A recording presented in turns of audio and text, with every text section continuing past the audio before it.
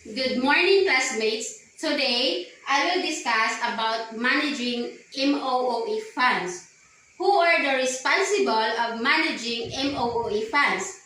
So, according to DepEd Order number 8, series of 2019, the revised guidelines on direct release, use, monitoring, and reporting of schools MOOE.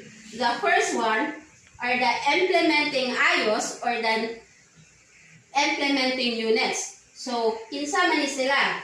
These are DepEd units. Some schools, sometimes schools division offices that have their financial staff just like bookkeeper and disbursing officers.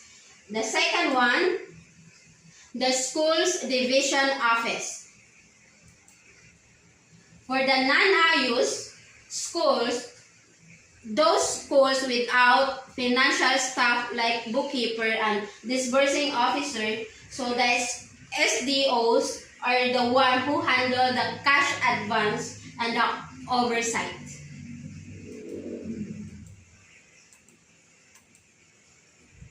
The SDOs also monitor liquidation, the ensure reporting, and the assess schools. So they are the one who monitor the non-IU schools for their MOOE funds. The third one are the school heads, the principals or the teacher in charge. Kung unsa may role ani nila sa ang MOOE funds.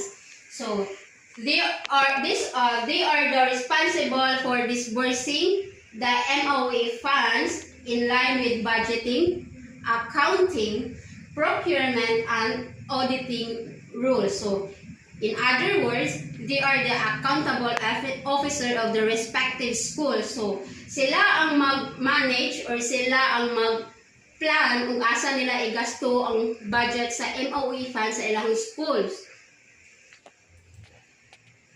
So, the school heads, the principal, or the teacher in charge also must submit the required reports and liquidate advances. So, sila po ang i-monitor sa SDO about sa ilahang mga documents or the reports about liquidation of this anilagi gasto ang ilahang budget sa school. The fourth one is the finance service, the DepEd Central Office. Okay, sa may action yan. They provide the matrices of all allocated